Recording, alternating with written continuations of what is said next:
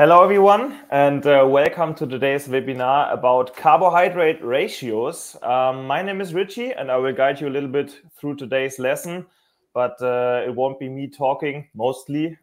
This will be done by the two guys you can see in the window, in the windows above me.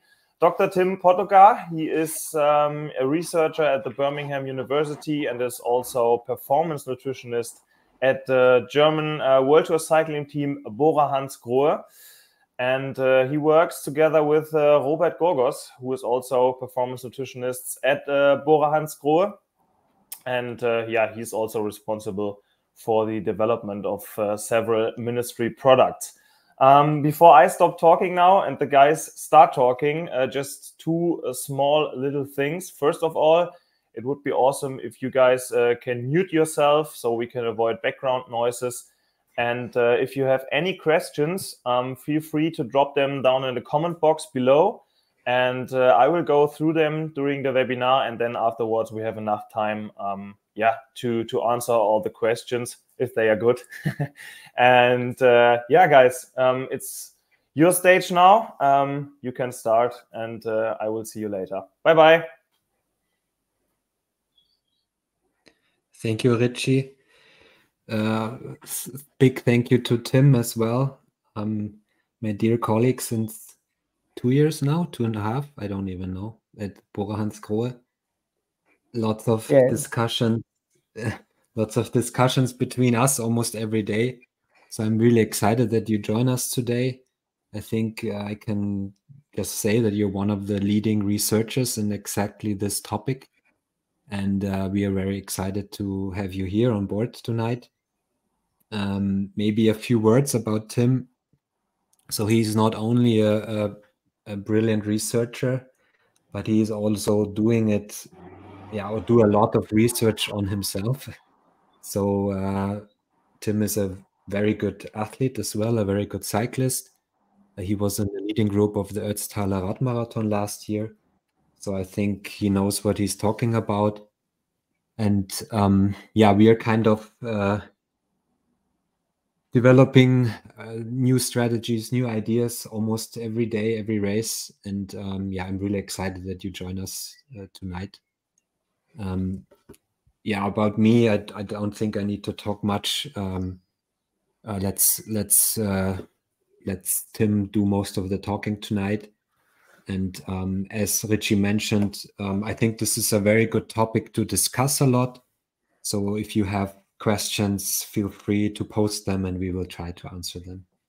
Maybe I start with a few ideas, a few basic ideas, how it, 1 second, I have to make it, no. How do I make this bigger? Here. So I think this topic that we're talking about tonight developed a lot in the last 120 years or so. So in the early 1900s, there was a first discovery of just that carbohydrates are important fuel for exercise. And later on, there was a lot more research done. So I think we are growing the database of research every year or so. And in the last years, we found out that carbohydrates are so important and are a reason that even hobby athletes can just go faster today. Tim, let's share some ideas that you had or you are working on, and I will hand over the word to you. Yeah, thanks, Robert, for the introduction. So basically, from like 2000, basically, this is where the field started to grow about the knowledge about sports nutrition on the bike and the importance of carbohydrates, different ratios. And there was this researcher called Oscar Jokendrup that just moved to the UK, to actually Birmingham, where I'm currently based. And they started looking at different ways how to increase the availability of ingested carbohydrate during exercise. And one of the things they initially were working on, like in the 90s, they were figured out that basically when you just have glucose-based carbohydrates, so glucose, maltodextrin, and starch and any of them like that, you can only absorb around 60 grams of carbohydrates per hour. And then they started building on how to building on this knowledge and try to better understand how they can increase this energy availability and go beyond 60 grams per hour. So they tried different ratios. They saw what was happening in the heat, and they looked at various different ways, the pattern, the timing of carbohydrate intake. But now we also know the importance of nutrition for training sessions, low intensity, high intensity, and there are obviously some differences. And I think this is what we're going to discuss more in detail today. So looking at the, like, as I mentioned, like old hypothesis was that you can't really go more than with 60 grams per hour. If you look at really old guidelines from sports nutrition, you will see recommendations of like 30 to 60 grams of carbohydrates per hour. But now if you look and read social media, you will see that professional athletes are sometimes ingesting even more than 120 grams per hour. Sometimes we hear these crazy numbers of 150 or even 180 grams per hour. I'm not sure if this is actually beneficial to their performance, but we clearly know now that you can go higher than just 60 grams per hour when you combine different types of carbohydrates.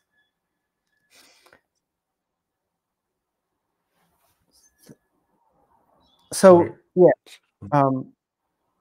but before we actually like start talking about the carbohydrates and the amounts, we really need to think about when these high amounts actually matter. So when it comes to racing, we know if you start a race with low glycogen stores, so you didn't fill up the glycogen store properly, you didn't have a high carbohydrate breakfast, you didn't have a high carbohydrate diet the day before, you will probably struggle.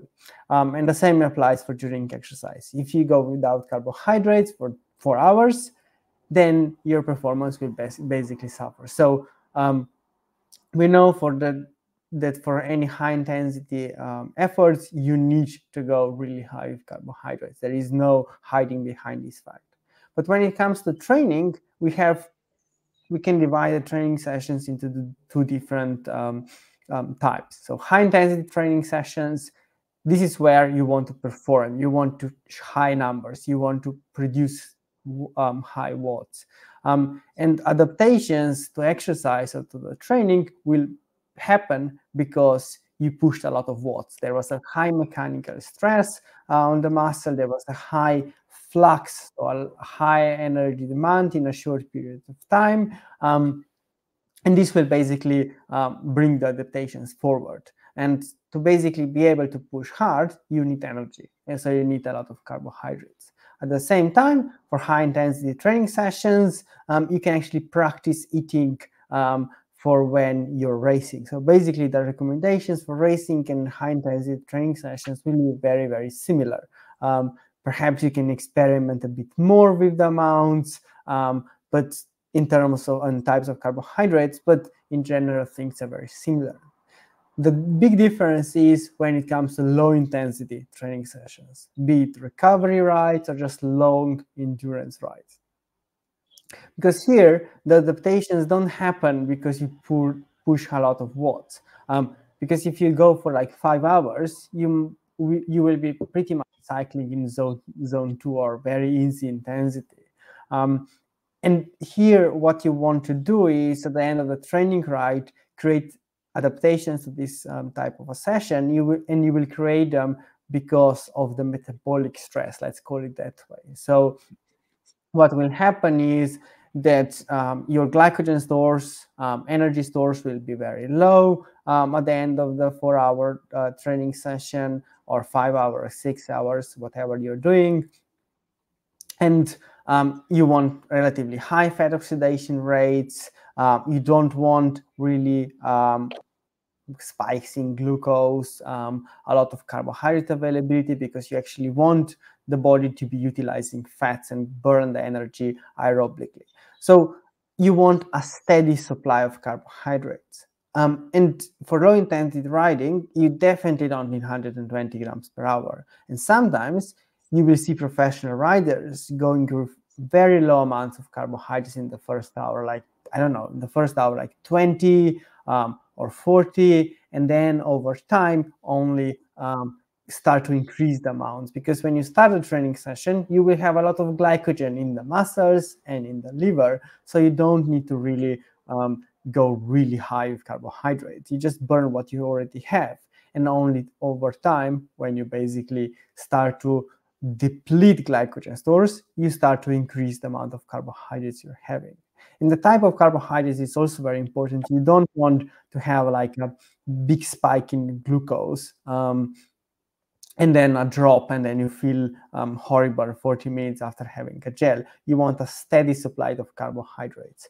So this is all the things that you have to think about when you start thinking about the nutrition in training and racing.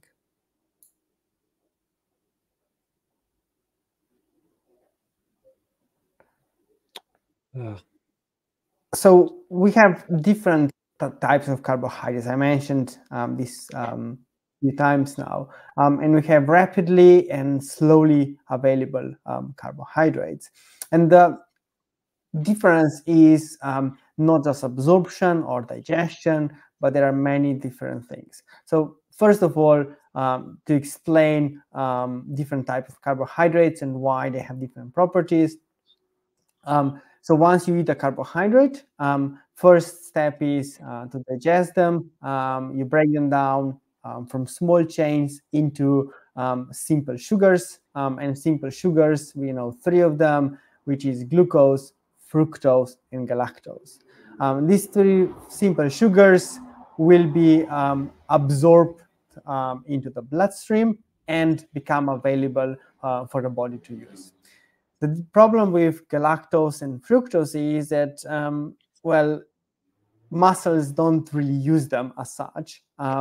They can't really use them as an energy source. So they first need to go to the liver, be metabolized there, converted to other sources, and only then can be released into circulation as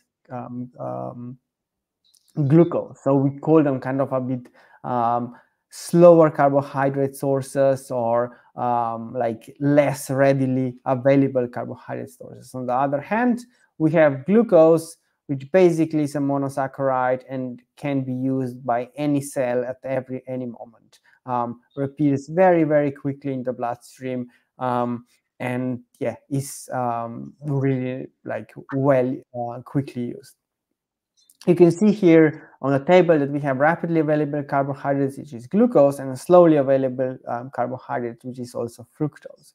So one of the interesting things about fructose is that fructose is only a rapidly available carbohydrate when it is combined together with glucose. So in other words, when you have sucrose, which is glucose plus fructose bind together, it's a rapid source of energy because it's absorbed relatively quickly. But when fructose is ingested on its own, it's a slow carbohydrate source. We don't really know the mechanisms behind it, but many people will experience gastrointestinal discomfort by having just fructose. So you always need to combine glucose and fructose together to basically be able to absorb fructose very well together. And then, as you can see here, then you have different types of carbohydrates, like more branched carbohydrates, so like maltose, which is 2 glucose molecules together. It's rarely used, I think, in the sports nutrition industry. Maltodextrin is highly used, different types of maltodextrin. It's a polysaccharide, which means that you have different chains, like it's basically like glucose molecules bound together. And the good thing about maltodextrin is that it behaves very similarly to glucose, but without the sweetness. So pretty much enters the bloodstream in the form of glucose rapidly, the same speed as glucose, but it's not as sweet as glucose. And there are also some hydration properties that we will talk about later. Then galactose. Galactose is a sugar that you pretty much never ingest on its own because it's very expensive. But you get galactose from drinking milk products, because milk sugar called lactose basically consists of one galactose molecule and one glucose molecule. So very similar as sucrose or table sugar, which is one glucose and one fructose. And then we have amylopectin, which is kind of a branch polysaccharide as well. And then on the other hand side, what is important to mention is isomaltulose, I think, which is a disaccharide, which has a very similar structure as sucrose, so table sugar. It is just that it has a slower digestion. So because you can only absorb glucose and fructose, but not a disaccharide, so isomaltulose or sucrose on its own. If you basically, the bonds are broken down very slowly between glucose and fructose, it will go into the circulation slowly, and you will prevent a big spike in glucose concentrations. And isomaltulose can be very good for like low intensity training sessions when you basically want a steady supply of carbohydrates without the spikes in glucose. Is there anything that I forgot, Robert? No. Maybe interesting to mention is isomaltulose behaves a little bit like the fructose digestion-wise. So if you take too much at once, it can cause problems. And therefore, you should be a little bit careful. But when we talk about 20, 30, 40 grams an hour, it shouldn't be a problem. But for sure, more is neither needed nor wanted, because it could cause problems in the digestive system. So yeah, everything else, I mean, there's always this question coming up, and also lots of YouTube videos that you just mix table sugar in water. So what's your take on this as a sports drink? Well, I never tried it myself, but it's very common to use in studies, and I think it's not optimal, because from a hydration perspective, it's not the best, and it's a rapid carbohydrate source. So if you want to have it for training, right, you really need to then, I don't know, drink it very slowly. Otherwise, you might get the same like spike and a drop in glucose levels as you would get with some other products. So I feel like most of the time people doing like low intensity. So I think for those low intensity rides, I think like some slower carbohydrates are better. Better like to have some bars that are not as rapidly digested as gels, but have more, I don't know, porridge bars or something like that. I think that works really well. And it's really not about pushing really high numbers. So for instance, palatinose or isomaltulose is sometimes or very often in scientific world seen as a bad source of energy. But the problem is the context. Yes, it can cause gastrointestinal problems at high amounts, and it's a slow release carbohydrate. Well, yes, it's not probably the best for racing, but it's really good for low intensity training sessions. And this is where basically I think it kind of shines and outperforms some other types of carbohydrates. And again, the idea here is that you're not going really high with carbohydrate intake. You're only going with up to like 40 grams per hour. When you go more, then you start thinking about more rapid digestible carbohydrates. Yeah, and I think it's also very interesting to mention that in a normal training program, most of the times you don't go that high in intensity that you really need to push in training with 100 or 120 grams per hour, and that 80 or 90% of your training time is actually lit training, we call it today. And the fitter you are, even the higher the percentage of that lit training is. So maybe we should shift a little bit our thinking. How can I improve the training effect of the lit training, and at the same time also think about the HIIT training? We divide it like this tonight. But yeah, like I said, you spend a lot of time going easy, so maybe you should also think about increasing the efficiency by doing the right fueling in these training rides. And Yeah, what I always, yeah. If I just like jump in, like, because we know that high carbohydrate availability for low intensity training sessions can actually reduce the adaptation. So you don't want to have loads of carbohydrates for low intensity training sessions. That's basically the point of low intensity training sessions, to basically induce some sort of a metabolic stress, I think. Yeah. And maybe one point that is really interesting is also the topic of osmolarity. So I think when we talk about table sugar mixed with water, or very, very high fructose contents or highly concentrated drink with lots of fructose, then the osmolarity is also high. So you always have to also think about hydration. That is super important. Not only about how many carbs do I get per hour, but also how much fluid can I take in together with those carbs.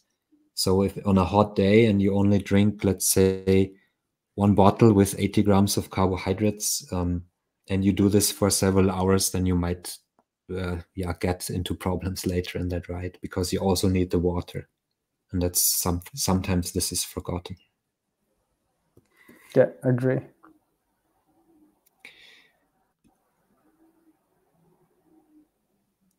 So we're having problems now. It's coming. Cool. So carbohydrate absorption process and metabolism. Just to like, I'll try to talk you through how carbohydrates are digested and how they end up being used for energy, and why glucose to fructose are different, and why combination is better than just having one. So once you eat carbohydrates, you start digesting them in the mouth with an enzyme called amylase. What happens is, like, if you eat something sweet, like sugar, you will feel the sugary taste.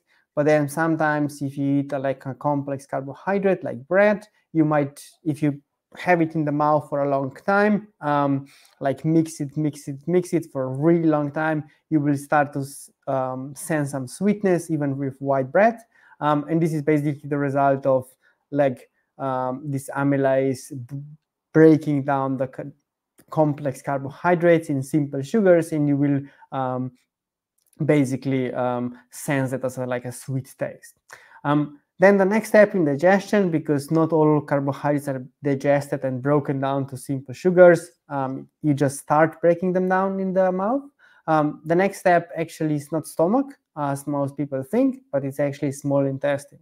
Stomach has a really low pH, so it has a pH of around 2, basically very, very acidic environment. And this acidic environment pretty much blocks the functioning of the enzymes, so no digestion of carbohydrates happens there. Only then in the small intestine, when pH normalizes again, you start to break down the carbohydrates again. And this is the main site of absorption. And there you have different types of enzymes that are also listed on the slide, but like just to mention, for instance, people with lactose intolerance lack the enzyme lactase, and this enzyme can break down the lactose into glucose and galactose. People without this enzyme actually experience gastrointestinal problems. Most of the time, the digestion is not a limiting factor to availability of carbohydrates. Perhaps in some special cases, like isomaltulose, that's when basically like people intentionally build such a carbohydrate source that has a slower digestion properties. But most of the time, the digestion is not a problem. The problem becomes in the small intestine with the absorption mechanisms. So glucose is absorbed using a transporter called sodium glucose link transporter 1. Doesn't really matter the name, but basically uses one type of a transport.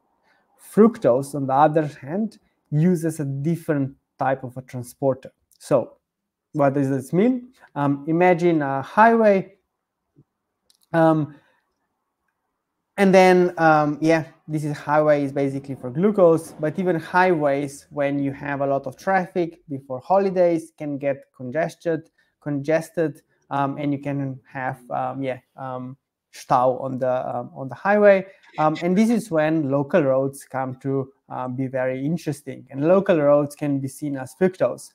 So you can use a different type of transporter to get more carbohydrates into the system. So once you saturate the glucose, and this happens at around 60 grams per hour, you can still absorb more fructose if you use different roads and different transporter.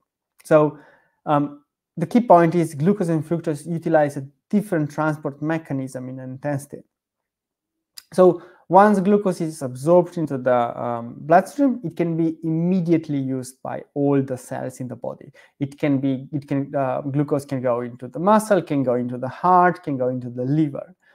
Fructose, on the other hand, is pretty much useless for the muscle on its own. It has to be converted to something else. So fructose is usually taken up immediately by the liver. So a big organ that happens to be positioned just after the vein that basically is connected to the intestine, and then fructose goes into the liver. At rest, this fructose is mainly converted to glycogen as an energy source, but during exercise, most of the fructose escapes or goes out of the liver as glucose or lactate, and at rest sometimes some of fructose is also converted to fat.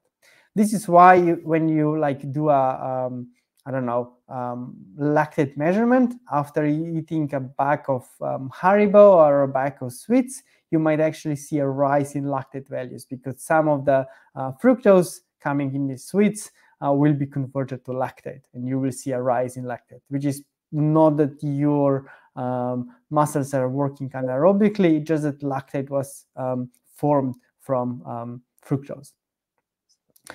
So this is basically the biggest difference between glucose and fructose. So we now have in the literature a lot of different carbohydrate ratios, and a lot of talk has been done in the last few years about this. And for years, it was kind of assumed that, the 2-to-1 ratio is kind of the best ratio. So what does it mean, carbohydrate ratio? It describes the ratio between glucose and fructose in the product. So when we talk about glucose, we talk about glucose-based carbohydrates. So glucose-based carbohydrate would be maltodextrin, cyclic dextrin, it would be dextrose, glucose, whatever. This would be the glucose part. And on the other hand, it would be the fructose part. Most of the time, we get fructose in the just form of fructose alone, so pure fructose, or in the best case scenario, we might get fructose from isomaltulose or sucrose. But these molecules are very, very short usually. So usually in the early 2000s, it was shown that when you have 2-to-1 ratio between glucose and fructose, you can get higher availability of ingested carbohydrates, and that this can also improve performance. And usually, you see the guidelines saying you can have 90 grams of carbohydrates per hour. This actually comes from the idea that you have 60 grams of glucose and 30 grams of fructose per hour. More recently, we started to kind of see a trend for 1 to 0.8 ratio, which is more towards 1-to-1 ratio. There is not a lot of evidence suggesting that it's way better, but if you think about it, from the perspective that you have a absorption limitation of 60 grams of glucose per hour, and you want to go with more than 90 grams per hour, you can't really increase the glucose part because you would go above 60 grams. You have to increase the fructose ratio of fructose, the amount. So that's why kind of 1 to 0.8 can allow you to have more than 90 grams of carbohydrates per hour. There are obviously some drawbacks about glucose to fructose 1 to 0.8 as compared to 2 to 1. And I don't think there is a straightforward answer what is better.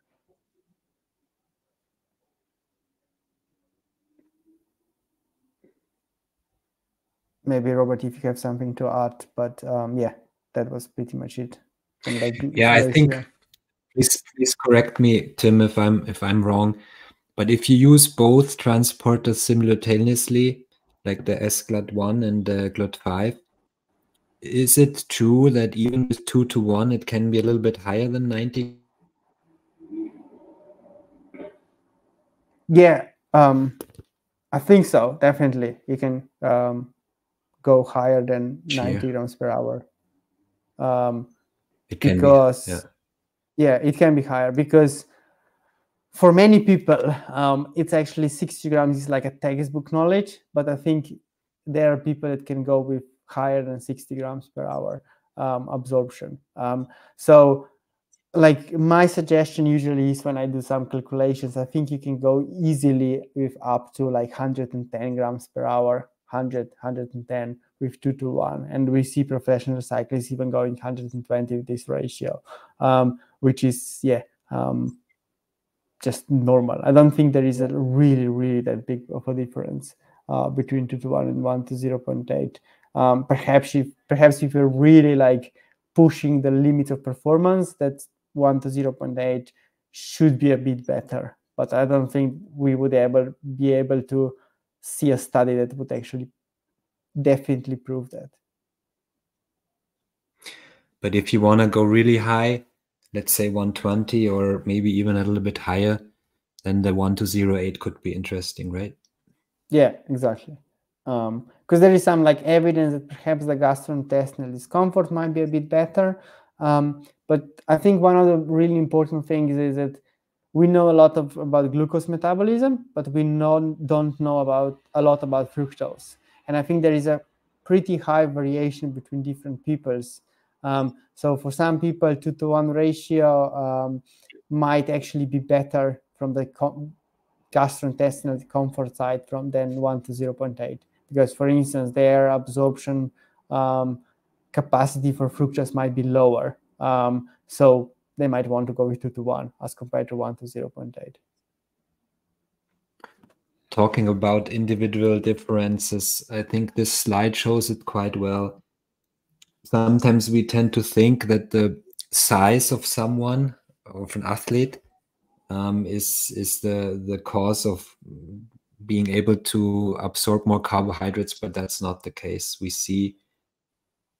see a lot of small athletes that can digest a lot of carbs, and we also see bigger athletes that have problems assimilating lots of carbs. So it has nothing to do with body size. But of course, you should have a plan here as well. If you go, let's say, 1.5 hour training, your glycogen stores are full, you don't need as much carbohydrates, or you don't need to fuel that many carbohydrates in total. But if you do a 6 or 7 hour marathon and you kind of go in the threshold zone most of the time, then you burn a lot of carbs and you also need a lot of carbohydrates. So not the intensity alone, but also the duration of the intensity is super important for kind of doing a fueling plan or so. So what we see, or what Tim and I see always in the races, most of the pro cycling races are 4+ hours. So fueling a lot of carbs is quite important.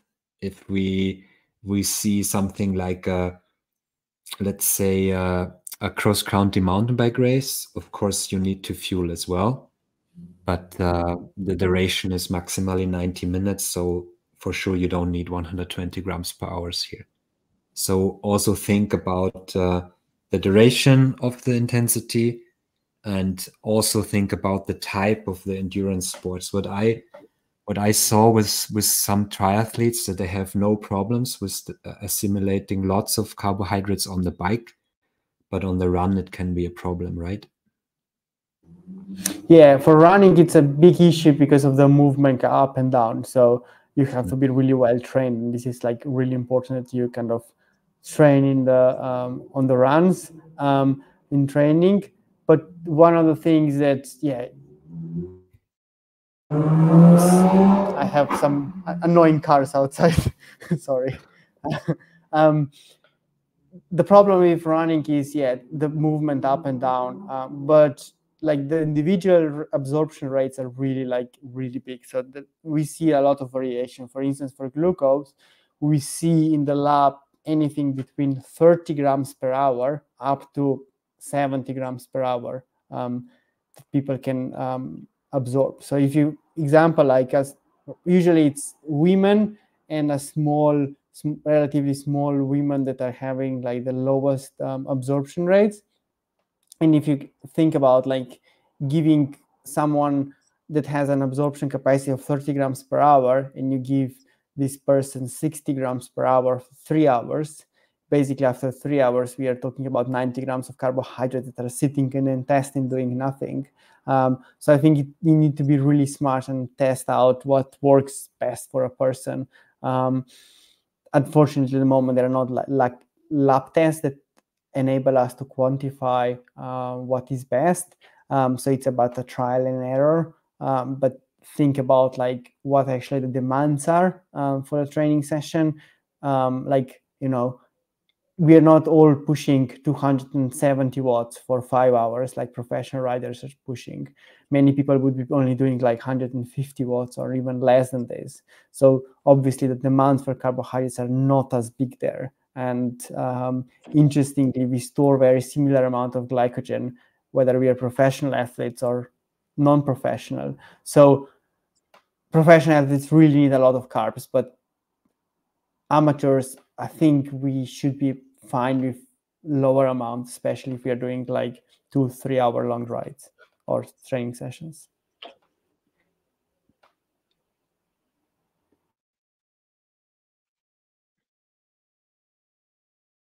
So why high fructose ratio is not always the better choice? So here, the concept of osmolarity or osmolarity comes to play. To explain it, like I'll try to explain it like in a really simple terms. So what osmolarity is the number of particles dissolved in a solution.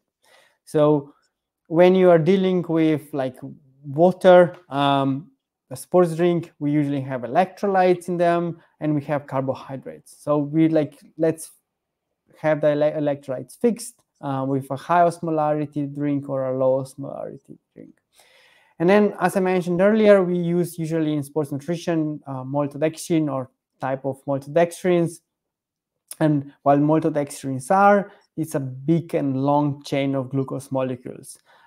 So if you put a glucose into the water or maltodextrin into the water, 100 grams into 1 liter of water, for instance, you will get a very different number of particles. So when you put glucose into the water, you will have every single molecule of glucose will be in its own particle.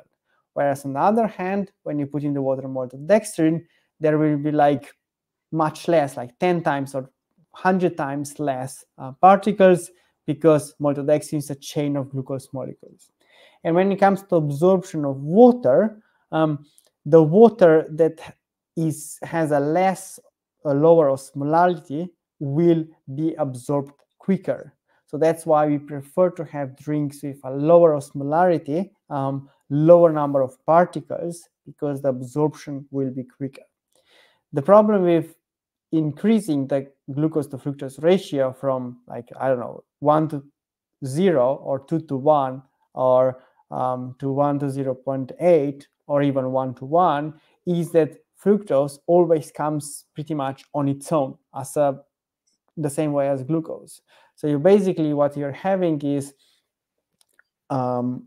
adding these molecules of fructose and increasing the number of particles. So for 80 grams of carbohydrates with 2:1 ratio or 1 to 0.8 ratio, you will have with 1 to 0.8 ratio way more particles in this solution, because fructose will always come on its own, whereas maltodextrin will be coming in chains, and the absorption of this type of solution will be lower. And in the heat, when it's really, really important to actually hydrate well and to absorb as much water as possible, 2:1 might actually be better than 1 to 0.8. There is no research showing that or investigating this, but the mechanism is pretty clear, so it makes a lot of sense. Or maybe we can even go further and say, if you have a small person who is not pushing that many watts or not running that fast, also not needing that much energy, she could also go with, let's say, 50, 60 gram per hour and have a ratio of 5:1 or so, and have a better hydration, for example. Yeah, exactly.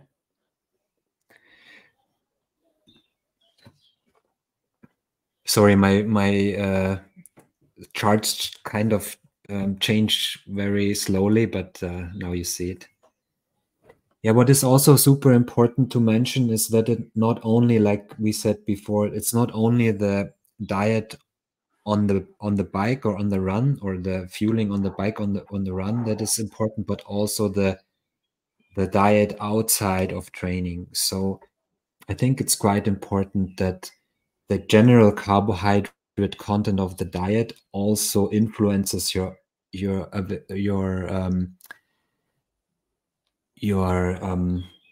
possibility or so to, or your ableness, I don't know how to say that in English, to digest lots of carbs. So I think what we often see, that people that on the one hand don't follow a carbohydrate dense diet, maybe do not really fuel their training sessions well, and then try to really fuel well on a racing day, let's say for a mountain bike or a road bike marathon or a marathon run, this definitely will not work. So you kind of need to train the digestion of carbs. And this is not only talking in training, but also outside of training. And the second point is, like, same for, like Tim mentioned before, you definitely need to find out how many carbohydrates you can digest on the bike, on the run, when it's cold, when it's hot. So that can make a big of a difference. Also, altitude plays a big role. So I would say the harsher the conditions for exercising, the hotter it is, the more altitude you have, the more problems you will have in really assimilating all the carbs. And sometimes we both agree on this. Maybe it's better to only have 80 or 90 grams when it's super hot, but make sure that you drink enough and assimilate those 80 to 90 grams perfectly, rather than trying to go super high, let's say with 120, maybe not getting enough fluids in your system. And in the end, the performance might suffer from this. Yeah, actually in the lab, we see sometimes a reduction of like up to 30% in ability to utilize carbohydrates in the heat as compared to normal conditions. So 30% is a lot. And like going from 120 to 90 or 80 even sounds a good plan as compared to having like gastrointestinal discomfort in races, which I think can ruin the performance. So yeah, this is, I think, really important. And one thing to just add, like the absorption and carbohydrate intake on a daily basis. I think this is really important because I see often like low carbohydrate people following a low carbohydrate diet, and then they want to just fuel on the day. And this just doesn't work because the gut is not used to having carbohydrates. There are no transporters there, or the number is smaller. So you have to really follow a high carbohydrate diet day out, day in, to basically be able to also digest and tolerate high amounts in races. Yeah, and this is also like like a proof kind of that just high carbohydrate diets for training, when you train, let's say every day or maybe even every second day, or you have a certain training volume, a high carbohydrate diet just makes sense. Just to sum it up, I think in all kinds of ways, talking about recovery, talking about eager to train, talking about training your carbohydrate metabolism, it just makes sense. And I don't know how many studies there are that always prove that carbohydrates like are a performance helper, but there are a lot.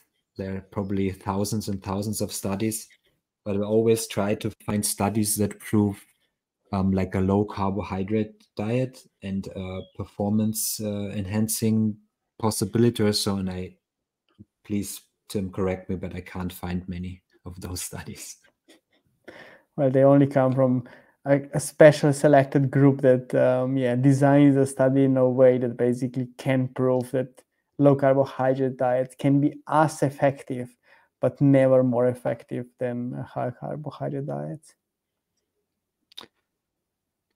To sum it up, I will finish our slides with a few examples. I also see the questions from you guys, listeners, and I hope we can answer some of those questions already. So, like we talked in the beginning, you want to create some metabolic stress when you do low intensity training. You also have to have an idea, okay, am I an athlete that is pushing 250 watts in a easy training, or am I more like 140 watts? So this, of course, makes a big difference. Then we need to see how hot is it, how cold is it, how much do I need to hydrate, how much fluids do I need to take in, or can I maybe take more like energy in a solid form? What is the next day, the next training day look like? Is it like an off day and a recovery day, or is a HIIT training session planned? Of course, from a practical standpoint, how can I take all the food with me? And maybe if I do a super long training and let's say the last protein intake was a few hours away, let's say you start your breakfast at 8 and then you start your training at 10, and then you do 5-hour training ride. So there's a lot of time without any protein intake. So maybe it might be sensible to take some protein with you. So here you have some ideas. As a breakfast, I don't need to read it like every word, but I think more kind of a balanced breakfast, also including some protein and maybe some like fibrous carbohydrates can make sense. Something like oats, some berries, eggs, maybe even some whole grain bread, and maybe some source of fructose like grapefruit juice or something like a smoothie can make sense. And then, like we talked, 40 grams an hour can be an idea or a starting point. Could be even a little bit less, can be a little bit more in the latter stage of a long training ride. But I would aim for slower digestible sources like slow carb, maybe some oat or porridge bars, maybe even sometimes you recommend a protein bar halfway in the training. Reason we just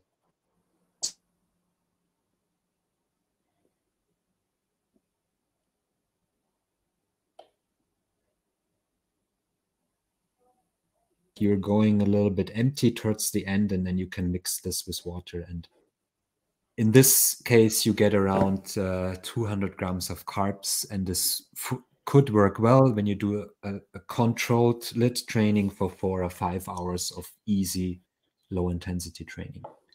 Afterwards, I would always aim for something that is replenishing liver glycogen stores and adding also some protein.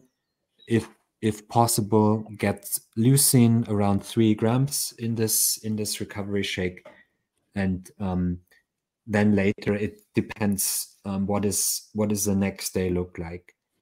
Is it an off day? Often the case after the longest training ride, or an easy day, then really focus on nutrients like vegetables, salads. Also, of course, get some carbohydrates, but for sure also proteins and fat, and the same could be for dinner.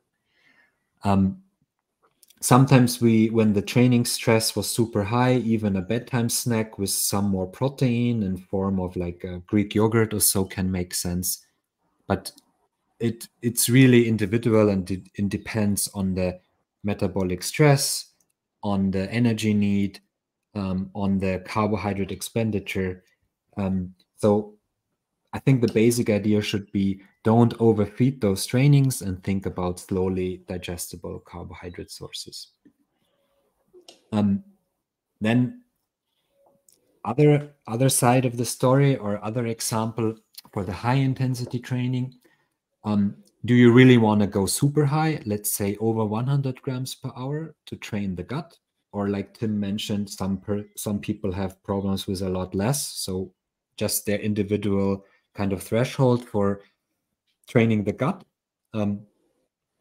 Also, what is the feeding goal for what kind of competitions?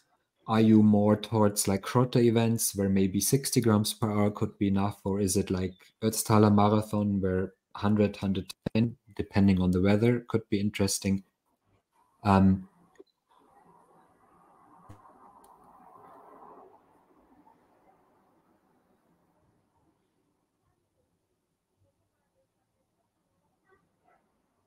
For your nutrition again, and what combination do you want to use? Is it super hot? Then maybe more liquid forms of energy interesting, like drinks and gels. Is it super cold? Then maybe more solid food, or just gels and bars and less fluids is interesting. So here's some example that we also use with professional cyclists. Typical breakfast for a mountain stage, for example, is something like rice cooked with almond milk or milk, some applesauce, maybe a lower amount of protein or not super high amount of protein, and just white bread with a fructose source like honey. Tim, please correct me if I'm wrong, but for sure it's also interesting to have some fructose before you start training or racing, right? Yes. So the problem, the thing with fructose is that when we talked about earlier, I mentioned that fructose first needs to go into the liver. And the role of liver glycogen is basically to supply the body with glucose when you don't eat. So when you talk about glucose concentrations in the blood, we always talk about like 5 millimoles or whatever unit people use in Germany. But basically, like when you wake up and you take a blood glucose concentration, you basically see some glucose in the bloodstream.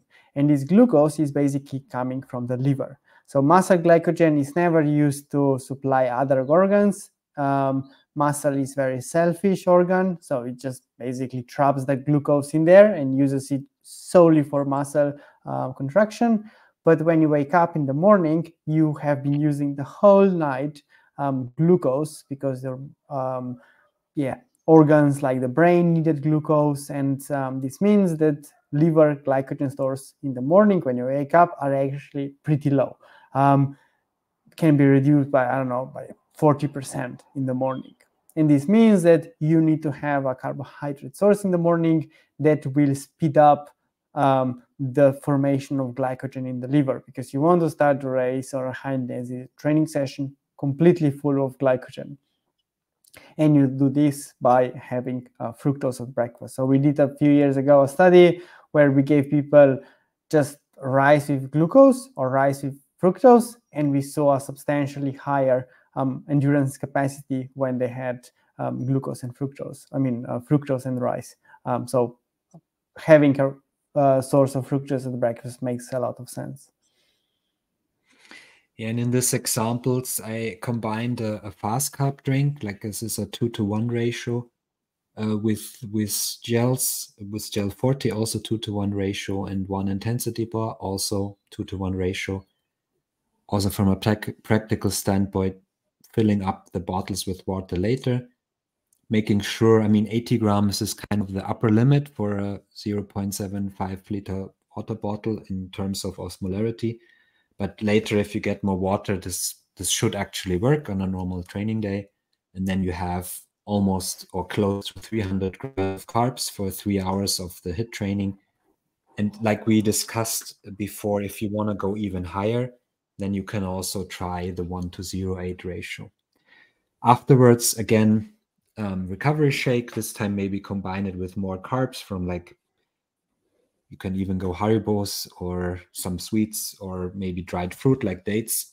And then the meals after this depends again on, is there a race coming, like a stage race scenario the next day, or is it an off day, an easy day? Then you can play a little bit with what you choose. If it is a hard day coming, then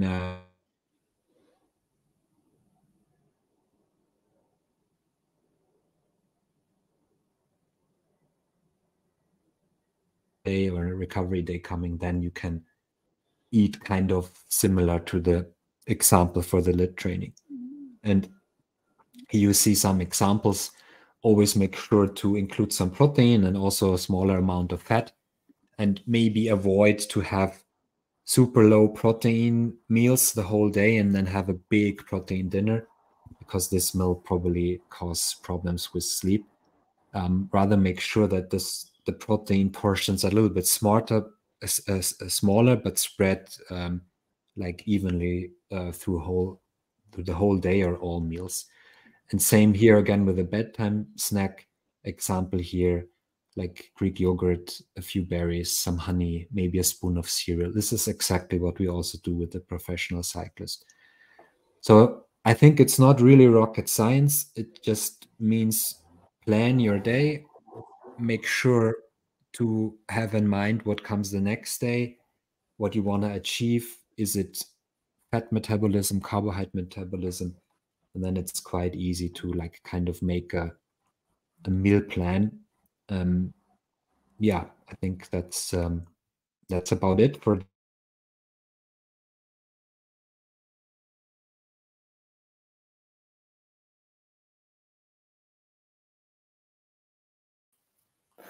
Yeah, I don't know if I'm the only one, but Robert is gone at the moment, or was gone for a moment. But I think you just said that we come to the questions now. Before we do that, just real quick, because we talked so much about nutrition. If you guys want to get some nutrition for your next training camp or your next training ride, you have the opportunity to get 20% off at the MNSTRY, on the MNSTRY tasting box now, and you can use the code CAMP2024 until the end of June. So feel free to do that. And now we come to the first question, which is a question I heard a lot of times. There are many questions now, so I have to search for a little second. Dominic wants to know if there is a possibility for diabetes with this high sugar intakes, which is, a legit question, probably. Yeah, so I'll answer. So the thing is with carbohydrates is that diabetes will only happen, or like is a product or a result of having high blood glucose levels and high insulin levels at the same time. And this only happens when you basically are at rest.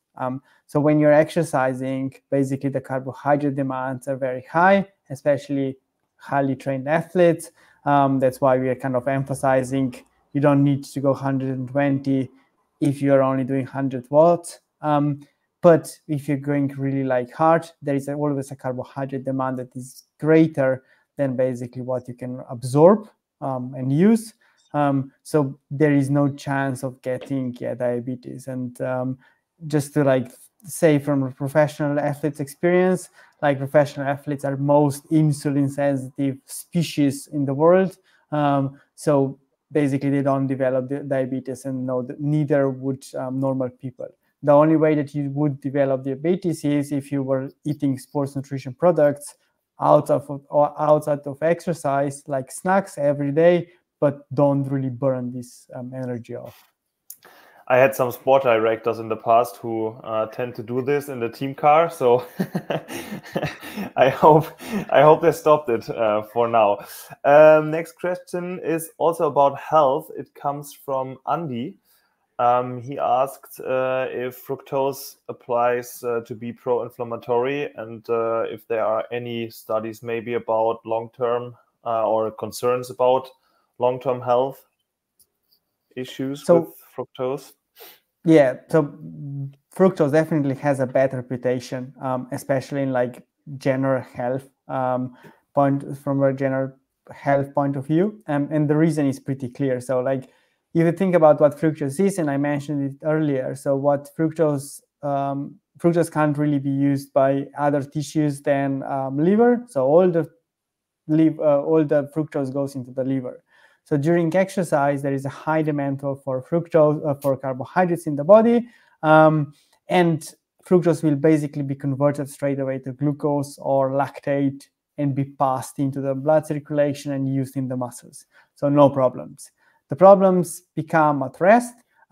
So at first in the recovery period, if you're active, exercise every day, the fructose will basically form glycogen. So it will be converted to glycogen, either like in the morning or after exercise, and great, we want glycogen.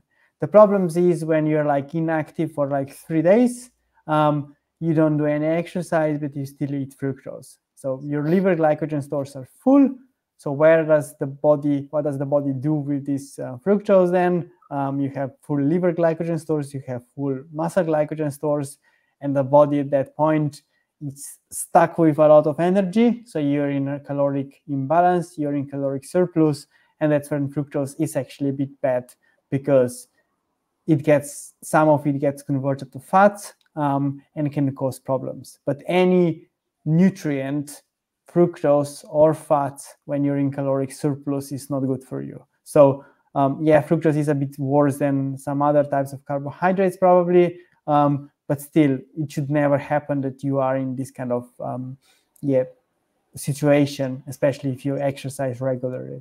And pretty much all evidence there is out there shows very clearly that like fructose is not bad when it comes to athletes and their health. It can actually be good because you can get more energy and can help prevent overtraining, because if you don't get enough carbohydrates, basically you don't recover and you have health issues because of that. Okay. Then we come to the next question. I would say it comes from, sorry, that was the wrong one. I wanted to start with the question from Alex. As you guys were talking about low carb diets a few slides before, is it possible that the body forgets how to use carbohydrates if you, like doing low carb diets for 1 year, for example?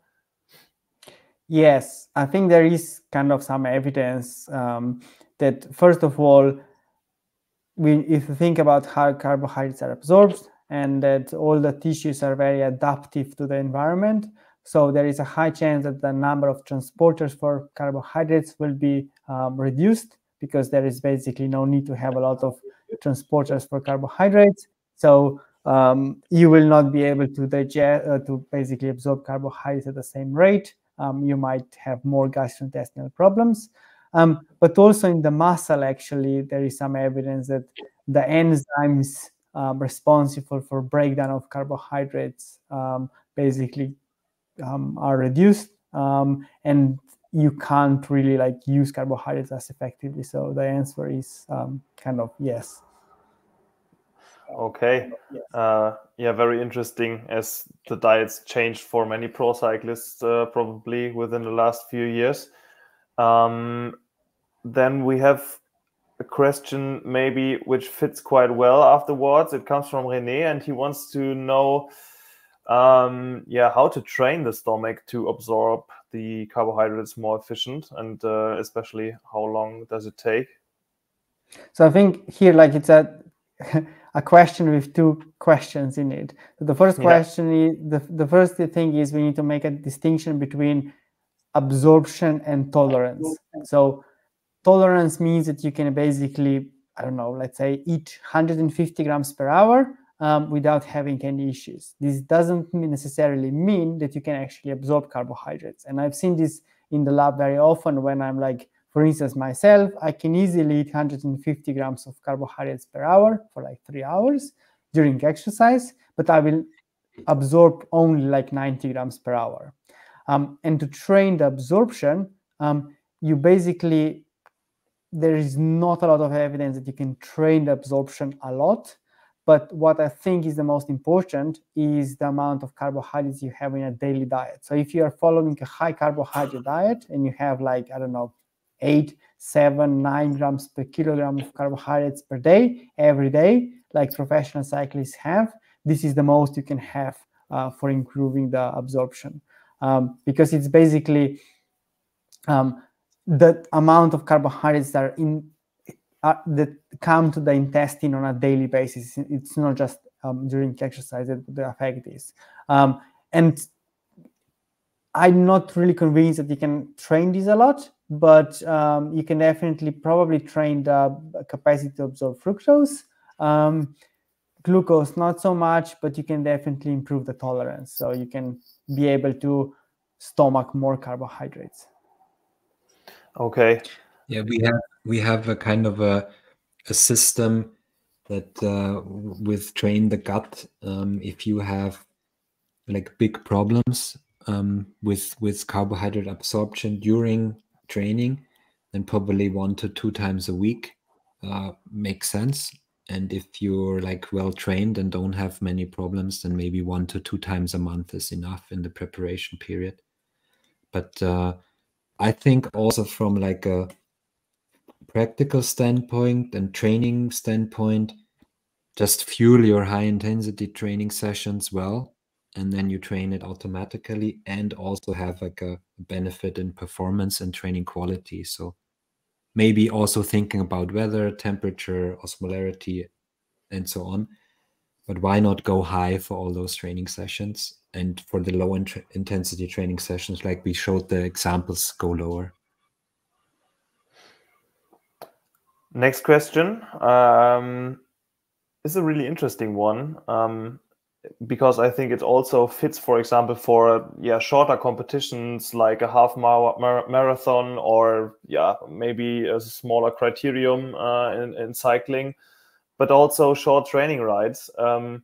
If we don't feel any hunger and the training rides or the races are very short, is it necessary to have a high carbohydrate intake, or can we just focus on our storage, carbohydrate storage in the muscles and the liver?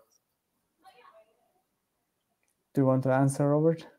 Yeah, I mean, it depends how.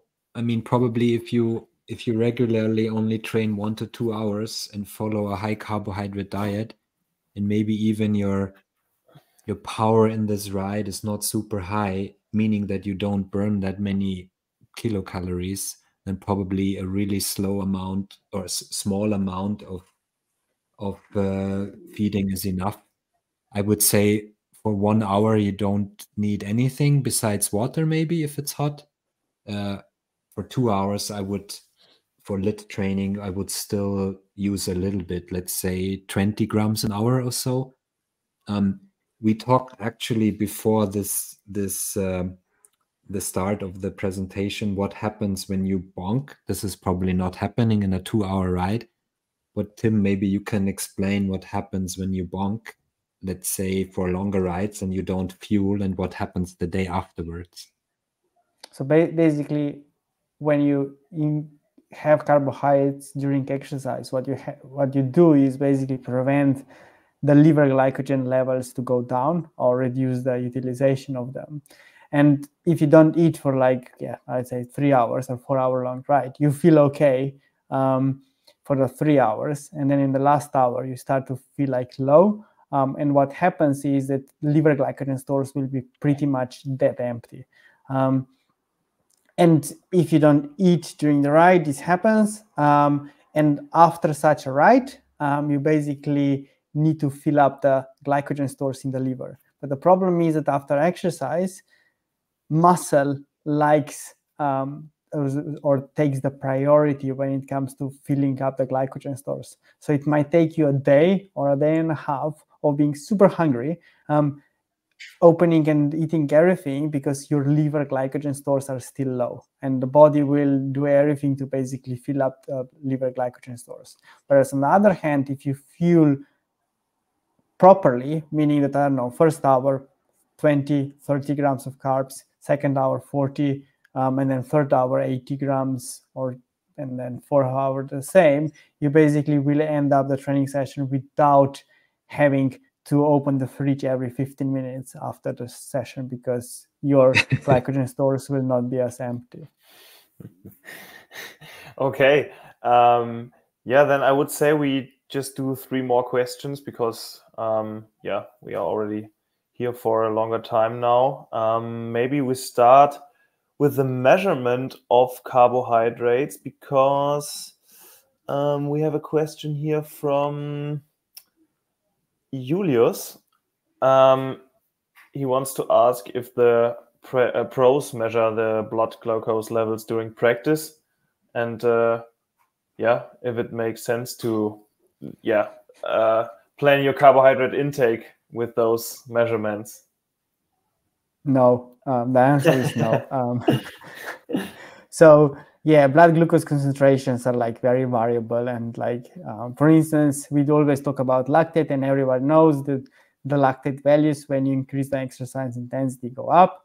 But if you measure the glucose levels, they will also go up, because the body just naturally increases the blood glucose concentrations. So if you did like an 8-minute all-out effort, your blood glucose concentrations at the end would be super high, like double or even sometimes triple of what the resting values would be. And you would not be getting diabetes because of this, but this is just a natural response of the body to this type of exercise.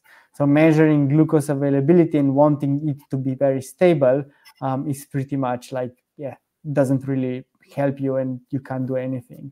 The only thing that can prevent you doing is basically bonking, making sure you eat enough. But I think if you follow the guidelines, you will not bonk in the first place. So I don't think there is any point of having these sensors, and professionals don't think are using them. Okay, that's maybe new for some of us, but well, for example, when we remember Kristin Faulkner riding with such a sensor in the arm, for what are the pros using them, if not for carbohydrate consumption then? Well, you can get I sometimes like to see the numbers, and they can help you. For instance, like if you do like, I don't know, Rad marathon, and then you go on up the climb, and then the blood glucose concentrations will go up, and then you will go down the hill, so basically not pedaling.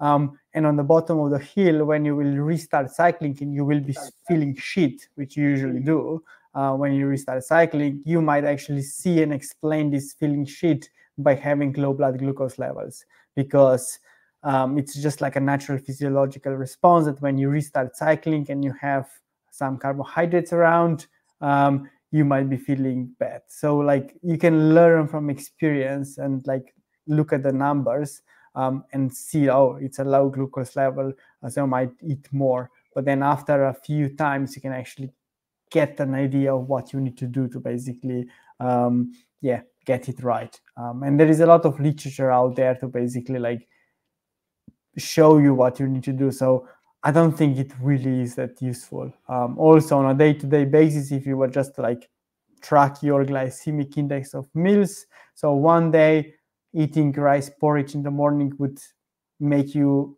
a bigger spike than the next morning. So it's in blood glucose. So it's not very like there is a huge day-to-day variability, and I'm not too sure that we have evidence to basically recommend those sensors at the moment. Okay, really interesting.